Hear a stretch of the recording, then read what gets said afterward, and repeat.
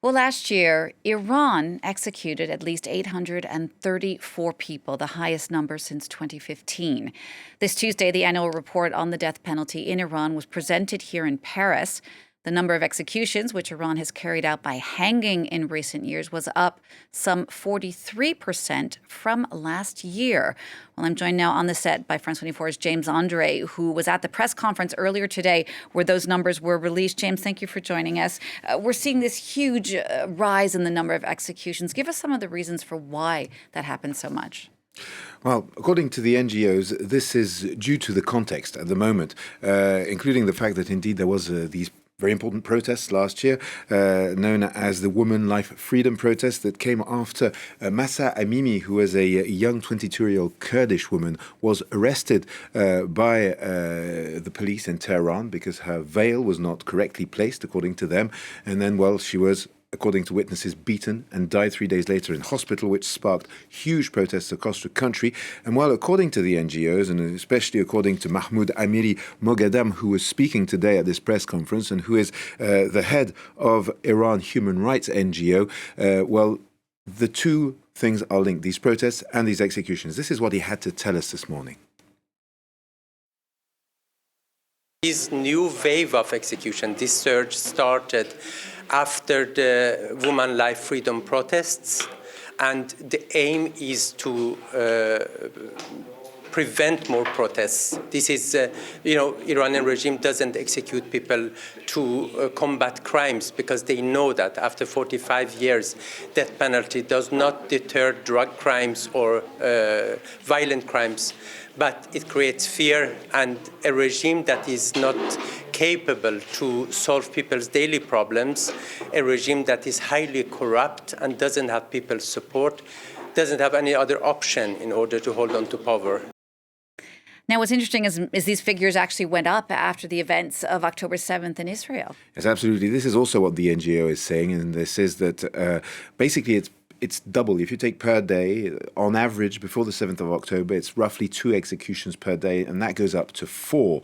Now, according to these NGOs, well, this is linked to the fact that indeed the regime in Iran needs, I'd say, to secure its position and to make sure there is no dissent at a time where, of course, as you know, Iran is engaged in the regional situation where, the Houthi, also Hezbollah in Lebanon, who are all linked, if you like, to this axis that's controlled by Iran, and that means indeed it is not a good time for them to be, any political dissent within the country. And it's interesting to note actually that most of the death penalties are not for political motives, and this is something that the head of Together Against the Death Penalty, who's co-hosting this press conference, was telling me, and that is that in fact 8 protesters have been executed last year, and that is to be compared to people executed for drug-related crimes, which is the largest number, and murders. But what he was telling me is that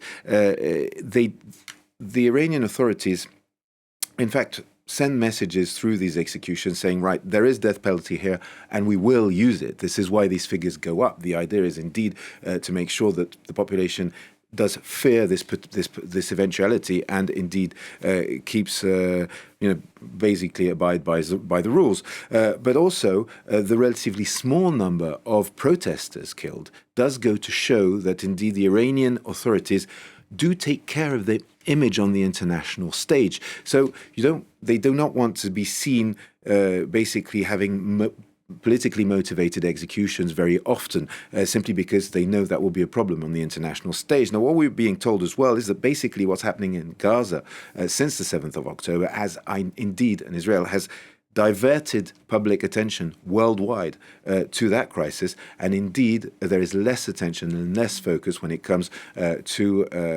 executions in Iran and capital punishment. Just very briefly, James, what are these NGOs who are presenting this report today calling for? What do they want the international community to do? Well, what they want the international community to basically, condemn these executions. They say, before the 7th of October, for example, if you have a publicly recognized execution, because you've got to understand that of these 834 executions, most are not made public by the Iranian authorities. It would be about 150 last year that are officially recognized and publicized, if you will. But usually, each time one of these executions takes place, there will be international reaction. The UN will react, the US, the NGOs will react, etc. In this specific case, since the 7th of October, this has not been happening. And they say this, in a sense, gives impunity to the Iranian regime when it comes to these executions. I would add one thing as well, is that when it comes to reasons for executions, and there have been some juvenile offenders who have been executed also, reasons can be very wide-ranging. Often minor drug that would be considered minor here drug crimes will be punished by capital punishment. But also, for example, if you take these juvenile cases, well, you can talk about a young man who indeed posted, the Quran burning video, the one that took place in Northern Europe, on his social media, did not comment in favor of it, but simply asked questions. Well, he was arrested and indeed executed for that. So you see, it's very wide-ranging, and it is indeed, in a sense, according to these NGOs, made to deter the public from dissent. All right, James, thank you for that. France 24's James Andre.